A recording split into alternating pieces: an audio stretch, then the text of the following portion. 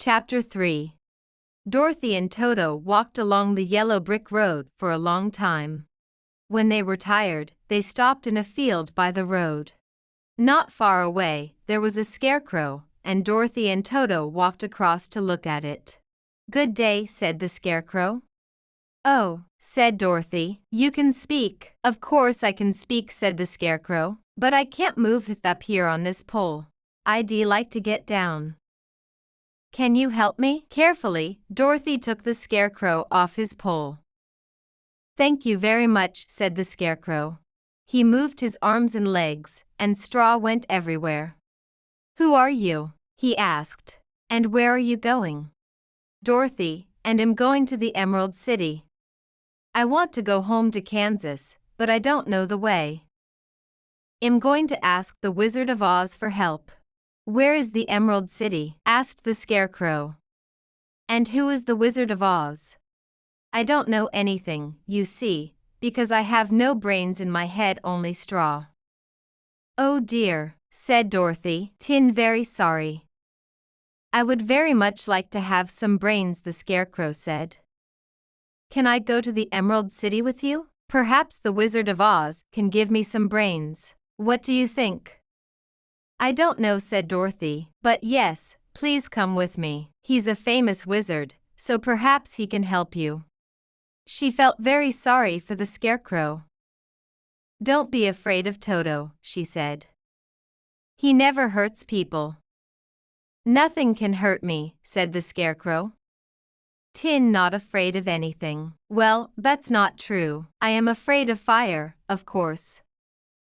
Dorothy walked along the road with her new friend. Soon she began to feel hungry, so she sat down and she and Toto ate some bread and apples. "Would you like some, Scarecrow?" said "I am afraid of fire," said Dorothy. "No, thank you," said the Scarecrow. "I don't need to eat or drink." "You can't eat when you're made of straw. Now, tell me about your home." So Dorothy told him about Kansas, and Uncle Henry and Aunt Em, and the cyclone. "But why do you want to leave this beautiful country?" asked the scarecrow. "Kansas, you say, has no trees, no green hills, no gardens. I don't understand." "That's because you have no brains," said Dorothy. "Kansas is my home. We say, east, west, home's best, and it's true. I want to go home." They walked along the road for some hours, and then it got dark. Dorothy was tired, and soon the scarecrow saw a little house behind some trees. There was nobody there, so they went in. Dorothy and Toto slept, but the scarecrow just stood all night with his eyes open. "Scarecrows don't sleep," he said. In the morning Dorothy looked for water. "Why do you want water?" asked the scarecrow. "Toto and I are thirsty, and I need to wash." "Tin sorry for you," said the scarecrow. "You need a lot of things, but you have brains, and you can think, and that's wonderful." They found some water, and Dorothy washed. Then she and Toto ate some bread. Suddenly, they heard a shout from the trees near the house, and they found some water, and they all ran out of the Dorothy washed. They saw a man by a big tree, with an axe in his hand. He was made of tin. He stood very still and shouted help, again and again. "What can I do for you?" asked Dorothy. "Tea can't move," said the Tin Man. "Please oil me. There's an oil can in my house." At once Dorothy ran back to the house and found the oil can. Then she came back and, with the scarecrow's help, she carefully oiled the Tin Man. Slowly, he began to move, first his head, and then his arms and legs. "Thank you," he said. "Tin feel better now." He put down his axe. "I was there for a long time, and nobody came to help me." "We stopped at your house for the night," Dorothy said, "and we heard your shout this morning." "Where are you going?" asked the Tin Man. So Dorothy told him about the Wizard of Oz. "I want to go back to Kansas, and the scarecrow wants some brains," she said. The Tin Man was very interested. "Can the wizard give me a heart, do you think?" "I have no heart, so I can't love or feel." "I would very much like to have a heart." Come with us, said the Scarecrow. Yes, said Dorothy. And then you can ask the wizard for help too. So they all walked along the yellow brick road. There were many tall trees next to the road, and sometimes the three friends heard noises from animals behind the trees. Dorothy did not like these noises very much. How far is it to the Emerald City? She asked the Tin Man. And we must be careful because but just then a big lion suddenly ran out from the trees, into the road.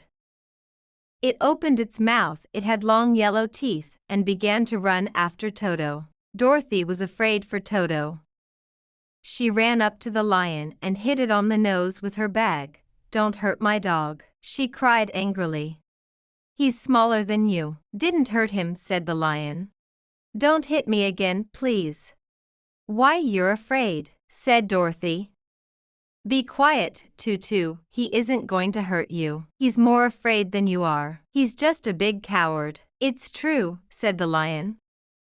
I am a coward. Everyone thinks lions are brave. I make a lot of noise, but I'm not brave. I'm just a coward. And the cowardly lion began to cry. Then Dorothy told him about the Wizard of Oz. Come with us to the Emerald City, she said. I want to go back to Kansas. The Scarecrow wants some brains, and the Tin Man wants a heart. Perhaps the Wizard of Oz can make you brave. Oh, thank you, said the lion. I would very much like to be brave. And so the cowardly lion came with them. At first Toto was afraid of him, but very soon he and the lion were good friends. That night Dorothy and Toto slept under a big tree, next to the cowardly lion's big, warm body. In the morning they ate the last of their bread. Oh dear, said Dorothy, what are we going to eat for dinner? I can kill an animal for you, said the cowardly lion. Oh no, please don't kill anything, the Tin Man said. He began to cry. We don't want to hurt any animals. I haven't got a heart, but I feel sorry for them. Dorothy quickly got out the oil can and oiled his face. Don't cry, she said. You know water is bad for you. They walked along the yellow road, and after an hour or two they came to a big river. Oh no, said Dorothy. How can we get across? The lion looked down at the river. I'm very afraid of falling, he said, but I think I can jump across. Good, said the Scarecrow at once. You can carry us on your back, one at a time. So the cowardly lion jumped across the river, first with the Scarecrow on his back, then with Dorothy and Toto, and last with the Tin Man. But soon they came to a second river. This one was very big, and the lion could not jump across it. The Scarecrow thought for a minute. Look, he said. There's a tall tree next to the river. The Tin Man can cut it down with his axe. And when the tree falls across the river, we can walk across the tree. Very good, said the lion, for somebody with straw in their head, and not brains. So the Tin Man cut down the tree with his axe, and soon they were all across that river, too.